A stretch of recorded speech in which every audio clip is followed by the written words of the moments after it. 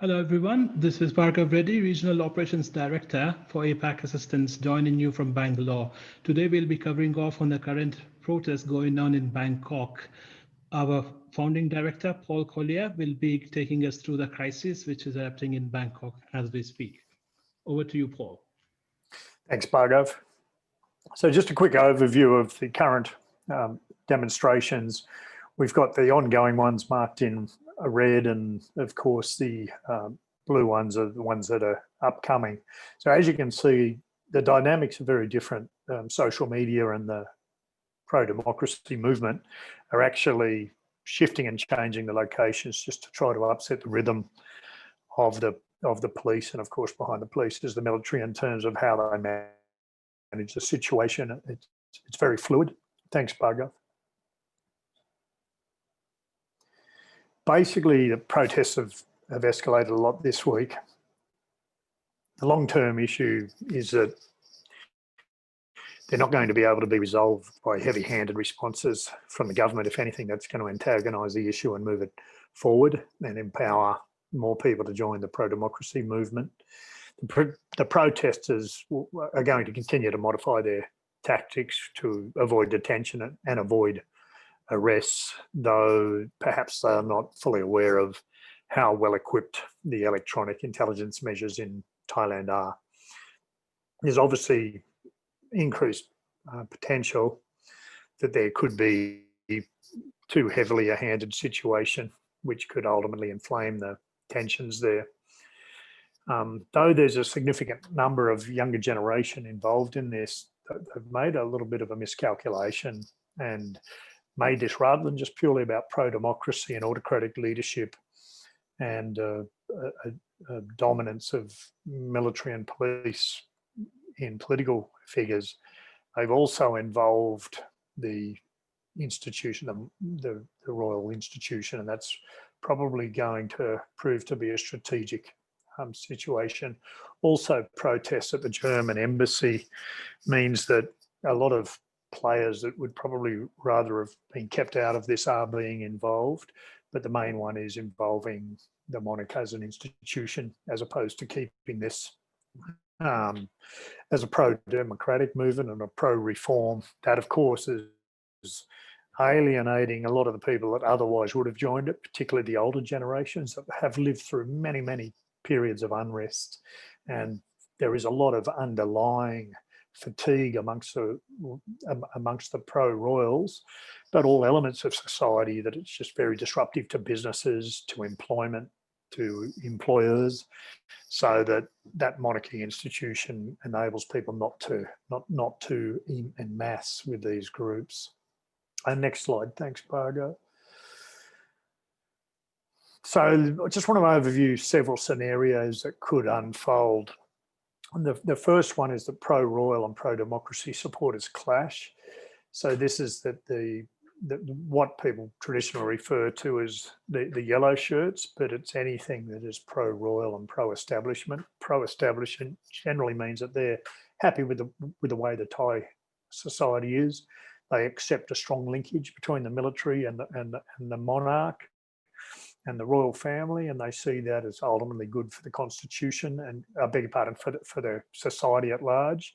And then you've got pro-democracy. Now, this is where it's very, very different from previous situations. It used to be pro-red shirts, which was anti-establishment, and yellow shirts, which were pro-establishment, whereas the pro-democracy supporters are not so aligned alongside anti-establishment.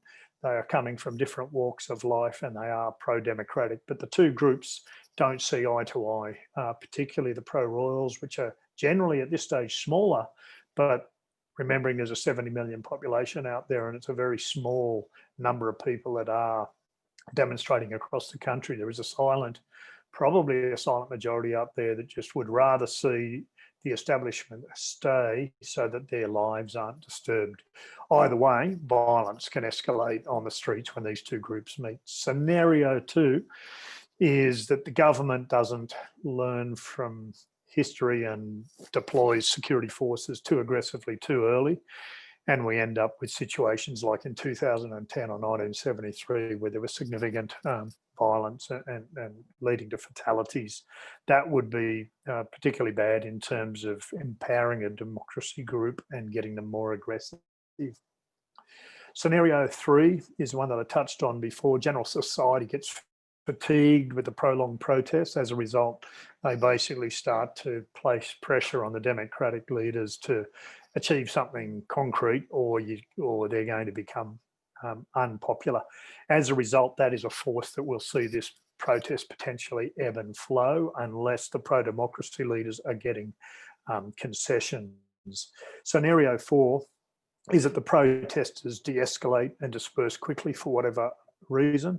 That's, at this stage, seems to be unlikely to see superficial attempts by the government they're only going to see superficial attempts by the government on compromises and see through this. So scenario 4 is not a likely play out. Next slide, please, Barbara. Scenario 5 is the government does what it normally does and uses an information campaign and delaying tactics in an attempt to undermine the protesters' cause. We've already seen things to keep in mind. Things like the government will act out an information campaign, which is already underway. Examples included General Prayut, or Prime Minister Prayut now, going to the temple Saturday night dressed in white and basically trying to utilise religion as a way to empower their own messages.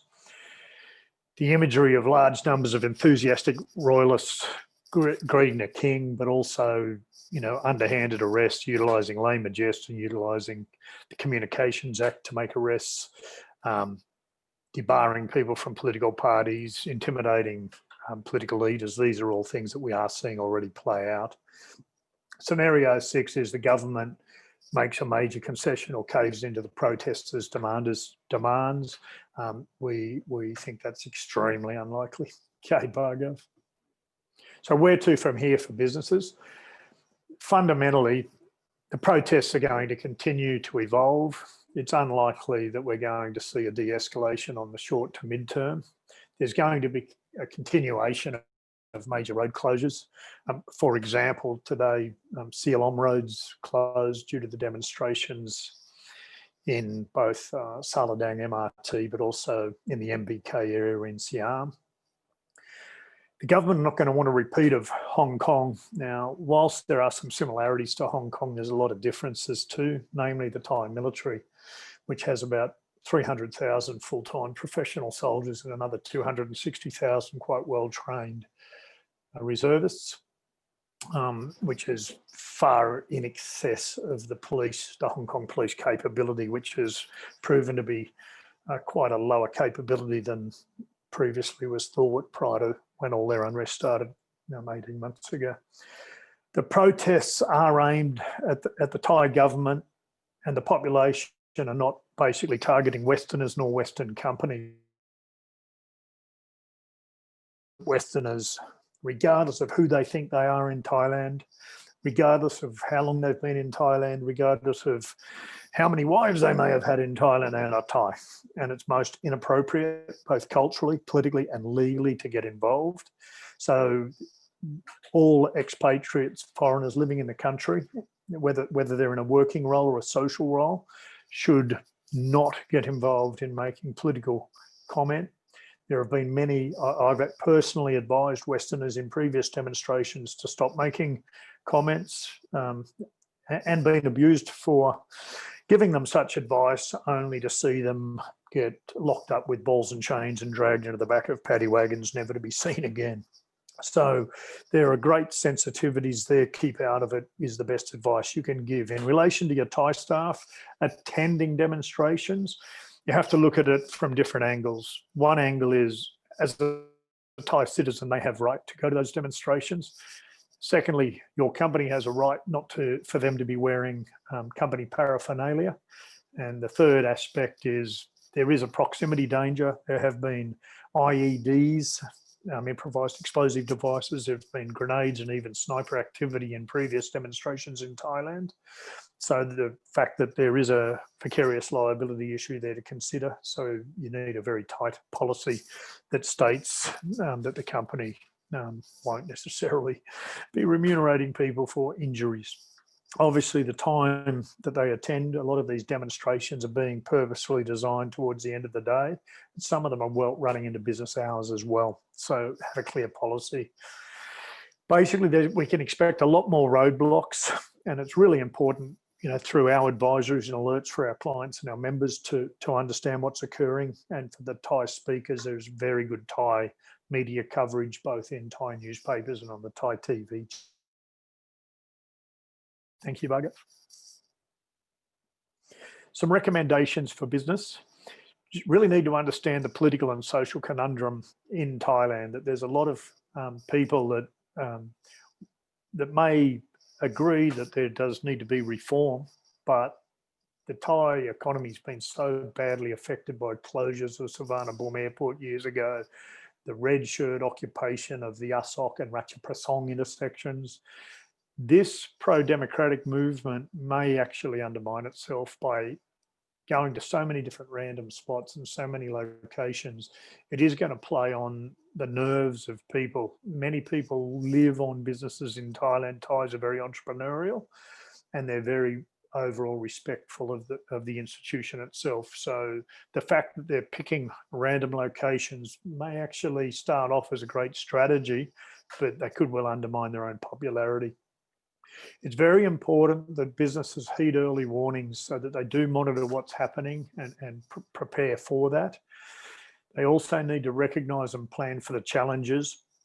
They need to also look at where is their critical infrastructure. If you have offices in the Siam area, the Asok area, the Ratchaprasong area, in the areas surrounding MBK, that you think about how you're able to have a policy for people to work from home, who can't work from home because they don't have data well enough, or they have 3 generations of families living in there, in which case maybe find some temporary locations for them to work at.